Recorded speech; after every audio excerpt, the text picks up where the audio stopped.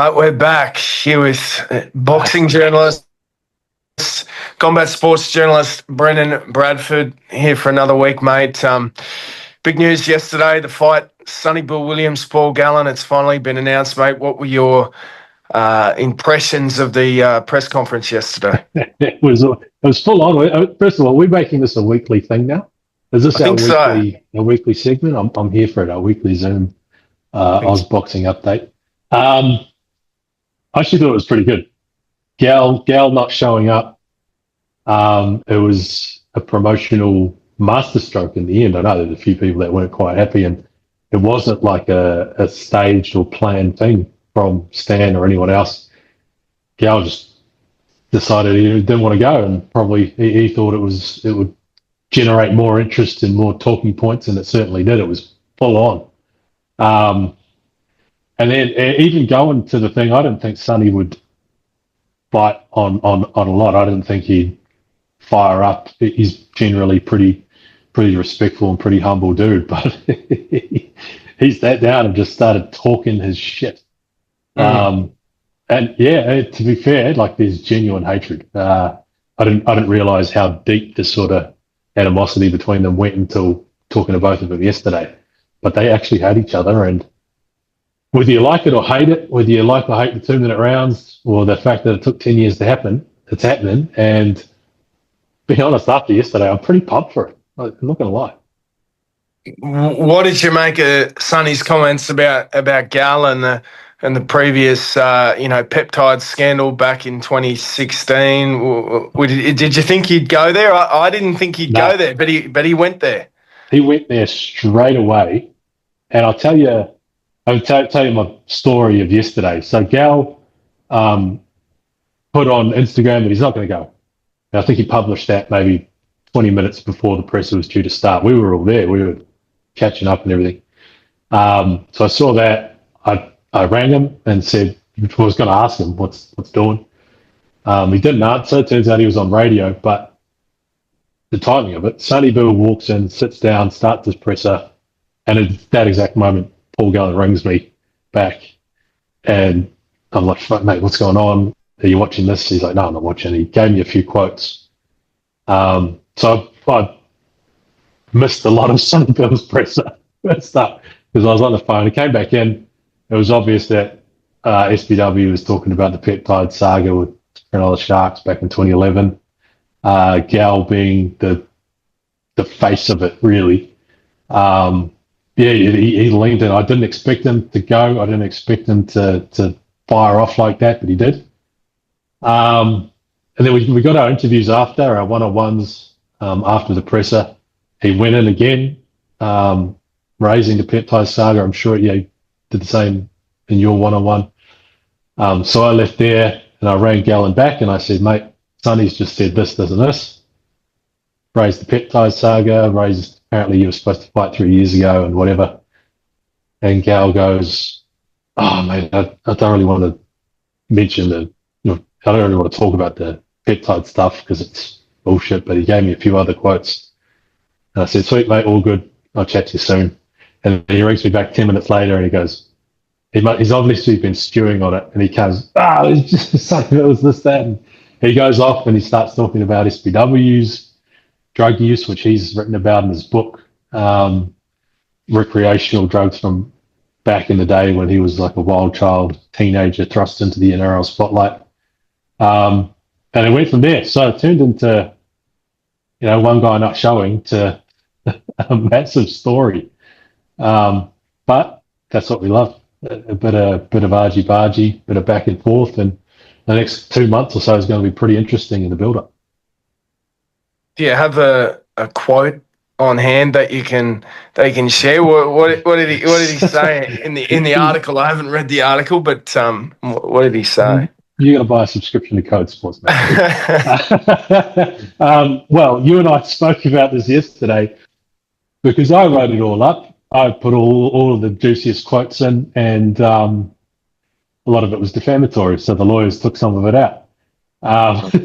So your video's probably got the better quotes than we were safe to publish. But he looked down the camera and said, "What's been in your system? What's been in and out of your system over the last 3 years?" I think he said that to you. He said it at the presser. I don't know whether he has legitimate concerns or whether it's just the first sort of blow in this sort of promotional back and forth, but genuinely spicy stuff. And talking to a few of the guys at Stan and involved in the promotion, and even Danny Green, there's sort of comments and suggestions that maybe they keep them separated as much as possible, because it's genuine hatred that goes back a decade, and you never know. I think, who was it? Was it Danny Green or Michael Atkinson, the host, who said, "I'm glad Gal's not here because I don't want to be standing in the middle of them for their face-off because it could just kick off." So yeah, maybe, apparently they may keep them separated for as long as possible. What are you expecting from them when they do come face to face? Do you think Gal will do some media in the next couple of weeks, or do you think he waits till fight week? He seemed pretty pissed off that Sonny hadn't done any media in the past few months, and it's all been Gal. So what do you think he does there? Yeah, that was his big gripe, and it has been for a couple of weeks, is that he has been doing the promotional legwork. And up until yesterday, it didn't seem like Sonny Bill was going to do much, but it looks like he is because he's that fired up. But I think Gal will do what he can to promote it. A lot of people saying he didn't show up and he's sort of shirking his promotional duties, but that made it even bigger. In my for me, I thought that made it even go larger, the fact that he snubbed it. State of Origin 1 is next week. I would have them face off or do something, pre-game or halftime or something at State of Origin. That should be your next big promotional thing. There's however many millions of people watching that game. 1 week into your promotion, a 2-month promotion to build the fight. I think that's what you do. I think that's the next play. Yeah, I'm just looking at my numbers online, and they're pretty good. So, I mean, it's expected that Tim Zoo's fight week lands on the 19th of July. So a lot of us boxing journos probably won't be here for the fight, but we'll be here in the lead up. What interest level do you think this fight still has, even though it's probably 10 years too late? Well, that's the thing. It's 10 years. It's absolutely 10 years too late. This should be like the third or fourth time they're fighting. They should have made millions and millions of dollars off it. Early indicators, like you say, your numbers, a couple of things I've done in the build-up with Jai Opataya and Joseph Parker. The interest is there. People are going to click on it. I don't know what your comments have been like, but the comments that we got on the story from yesterday at the presser is, these two are too old. Who's going to buy this? Why are we doing this? All this, but I guarantee you, if there will be people watching, it's going to be big. It's going to be one of the biggest fights in Australia this year, like it or not. And the undercard's pretty good, legit sort of boxing undercard, even if you don't like the main event. I think it's big. I think it's big, even though it should have been 10 years ago. Even though they're both into their 40s, it's a big fight, and it's big. It's heavyweights. So to sum up, it's big. I'm just trying to find the quote from Gal about Sonny. Which one? I don't know. One that he gave you. He said about the drugs. Yeah. He said something along the lines of, "It's a bit rich coming from him. He's an admitted drug user as well. It's like the pot calling the kettle black." And he's admitted in his book that he had so many drugs in his system that a doctor told him he was lucky to be alive. This was back in Sonny Bill's party days. Yeah. What else did he say? There's a lot there. And a back and forth over, apparently they were supposed to fight 3 years ago for more money than I think what they're fighting for now. Whether, Gal says, no, that was never talked about. He'd been trying to make it happen, but not in 2022 or whatever it was. So there's all sorts that they will keep disagreeing on, and they'll keep going back and forth on. So it's not just going to be the drugs back and forth. I think there's a few different avenues that this fight build-up will head down. Yeah. No, it's interesting. So I think I'll probably try and make it to the presser and then head straight from the presser to Las Vegas for Tim Tszyu. That's your plan? That's my plan, if I can, but obviously I won't be able to go to the fight because there's much more important matters to take care of over in Las Vegas. But yeah. What about the co-main? Did you talk to Tyson and Chris Terziewski yesterday? I did. Chris seems I don't know, he seems relieved that it looks like a more professional operation. That's sort of the gist I got from him, but I don't know. I think that's a really tough fight for Tyson Pedro. It's a really interesting fight. Yeah. Like I say, there's so much history to it, even though it's only sort of it was supposed to happen maybe a year ago. I can't remember the timelines, and then it was supposed to happen again in November, December. Fell over both times for injury and other reasons, but it kind of was, I guess, sort of second fiddle to the huge main event news yesterday, and Gallen and Sonny Bill going back and forth at each other. But there's a lot of heat and a lot of history in that co-main that will play out over the next 2 months as well. There's a lot of he said, she said, and what happened and what should happen and what didn't happen. No, it's an intriguing fight. What about Jai Pataya's training? Jai Pataya's dad is training Sonny Bill. That's another interesting element to all this. As exclusively revealed in this podcast or episode last week, I believe. That is interesting. And I asked, I haven't put this up anywhere yet, but I asked Sonny about whether there was an awkward moment when he saw Jai having, called 2-minute rounds soft. And again, I have to reiterate, and I said it last week, he was taking the piss, Jai Pataia. And he said this, and I wrote it. He said, taking the piss when I say 2-minute rounds is soft, you got to go 3-minute rounds. He didn't bag anything else. He has trained and sparred with both guys in the past, and obviously Sonny Bill's up there now.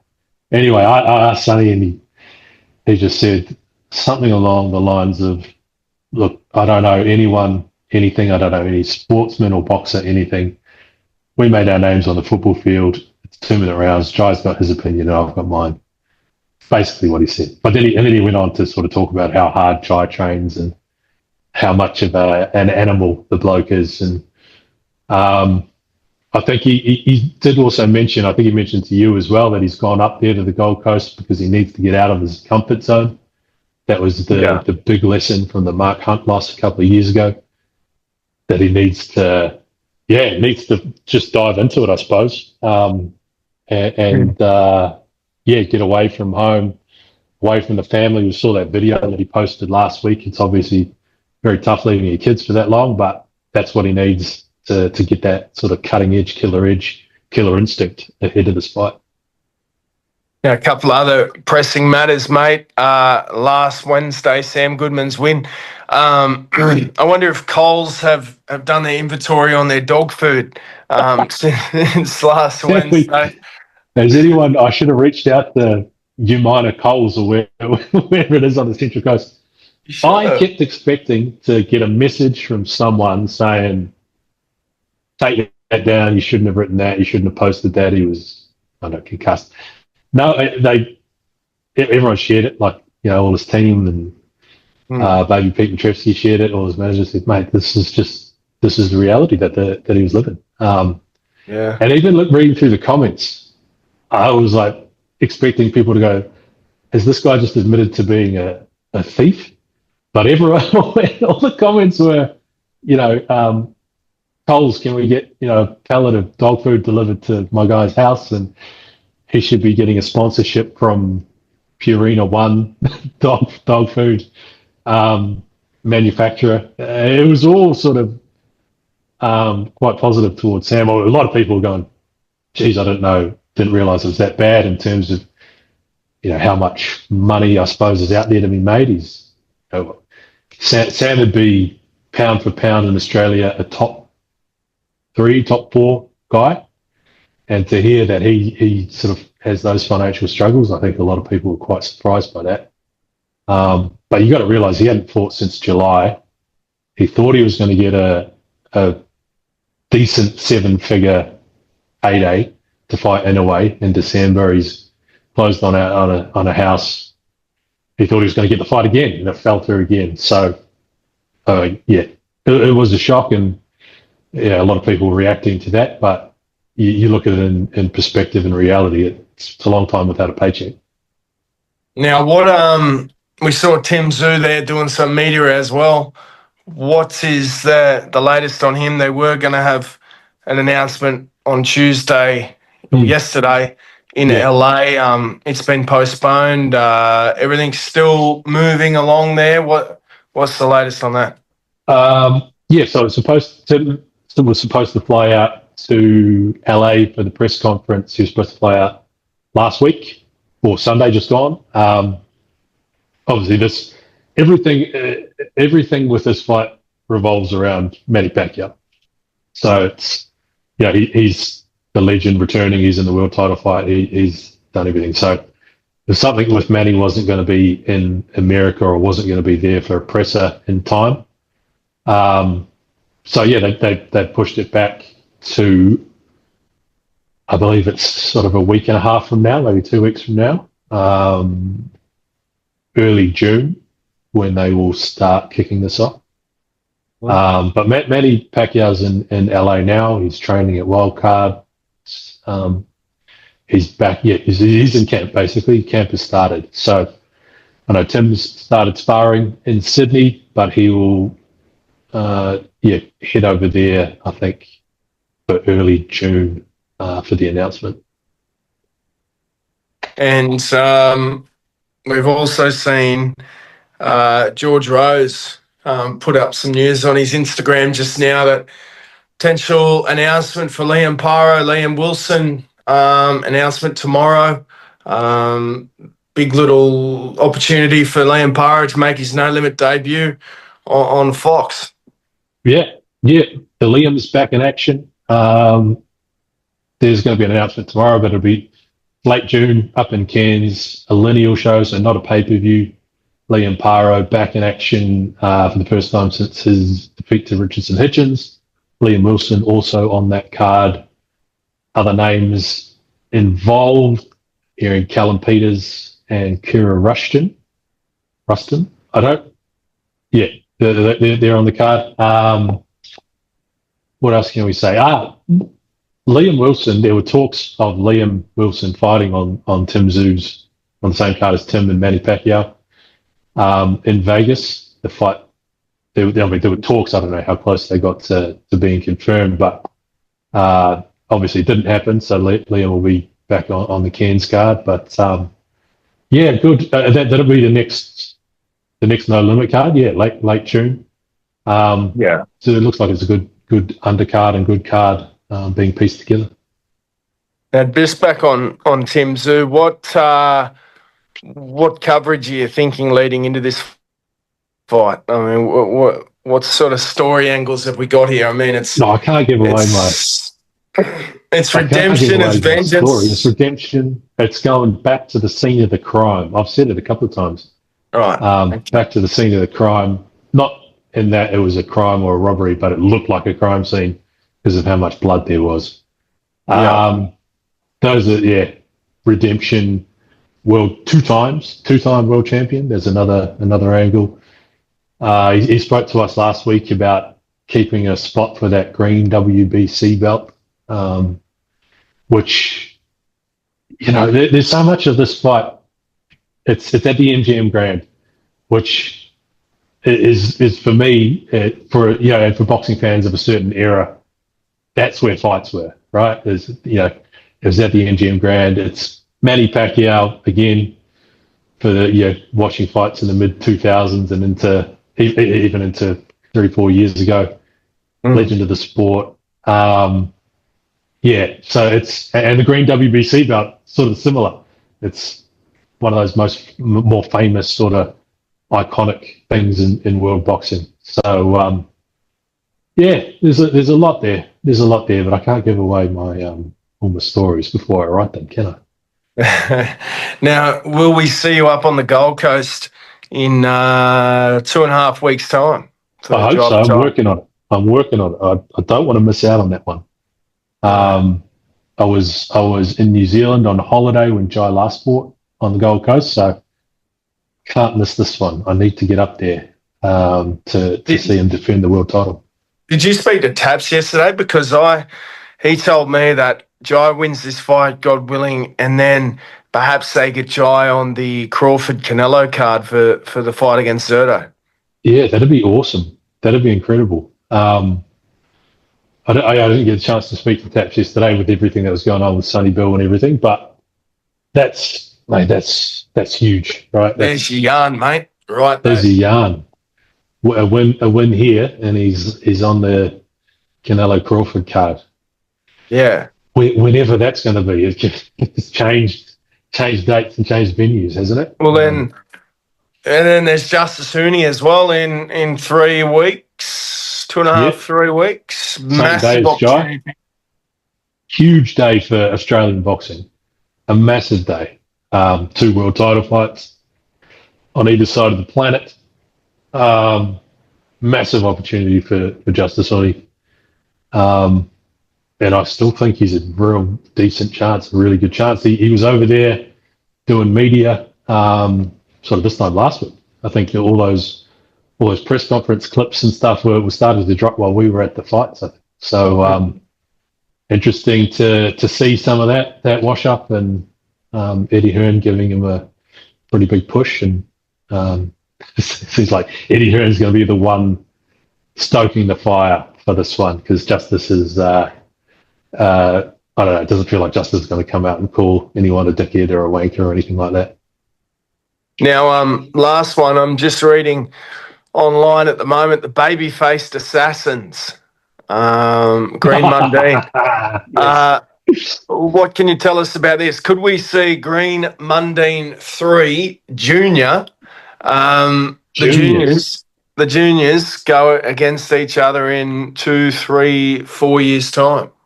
Well, it's what they're talking about. I caught up with Danny Green yesterday and had a really good chat with Danny, and his son Archie, 17-year-old, he's got hands on him. If anyone hasn't, go on to Danny Green's Instagram and watch Archie Green hitting a heavy bag and throwing hands. He's only 17, but he's got speed in the hands like Danny did. And he wants to move into boxing. He wants to fight. CJ Mundine, Anthony Mundine's son, has had a professional fight and wants to keep fighting, I'm told. So the obvious sort of story here is, can they fight? And Danny Green told me, yeah, it's absolutely. And I rang Chuck after speaking to Danny, and he said, mate, yeah, that's the one. They're 1-1. Mundine won the first fight. Green won the second one. They couldn't get a trilogy made, but maybe the Suns can settle the score. A little bit reminiscent of Eubank Ben a month or so ago. But yes, yeah, that story, I think it's online now, right? You must have seen it online, and I think it'll be in the paper tomorrow. But yeah, like the intensity of the rivalry. It's almost 20 years ago. 20 years next year, but it captured Australia so intensely and all-encompassing that it's still relevant today. So when you talk about their sons fighting, people get interested. And yeah, they by all accounts, if the sons fight and start fighting and keep fighting and win a couple, they'll absolutely do it. Nice one, mate. Well, when can we expect to see you back on the circuit? I'll see you, next 2 weeks? Terence Crawford's here next week as Crawford is in well. town. We've got to give a shout out to Tassie Brown, who's brought Terence Crawford out The great to man. Australia. I lost track of the day. Is that this week? Next weekend? Yeah, so I plan to head up to the track. Gold Coast on the Monday, and Peter Bedell's hosting a Q&A there with Tassie on the Monday. Yeah. And then he kicks on from there down to Sydney, Melbourne. If you haven't got your tickets, go out and get them. You don't want to miss Terence Crawford in Australia. Yeah, pumped. I don't know if we talked about it last week. I went on Tassie's podcast maybe 2 months ago or so and just, but mate, how did you make this? How did you get Terence Crawford to come down to Australia? It's crazy. And he just says, mate, when I put my mind to something, when I want something, nothing's gonna stop me. So shout out to Tassie Brown, the great Tassie Brown, for getting Terence Crawford out. Danny Green's going to the thing in Melbourne. With he's taking the son Archie. Terence Crawford, Danny Green will be there. Like Truck's going, Zarafa will be like the who's who. To add to the fact that the greatest boxer on the planet, or top 2, top 3, is going to be there as well. Nice one, Who's mate. the pound for pound top 3, by the way? In the world top 5 in the world? In the world or in Australia? In the world. I would have Usyk number 1. Usyk number 1, Inoue number 2, Crawford number 3, Bivol number 4, and Bam Bam Rodriguez number 5. Rodriguez, who's fighting? Is he fighting the same day as Tim? Yes. Yeah. That's a good top 5. I can't argue with that. Yeah. I might have Inoue number 1, and maybe Crawford 2, Usyk 3. But much of a muchness, mate. On any day could change, but yeah, I think Crawford at the weights he's done it at. I know Usyk can't really go much at other places, but anyway, those are my thoughts. All subjective, mate. All subjective. Anyway, mate, appreciate your time as always, and we'll catch up soon. Do it again next week. Always, mate. Of course.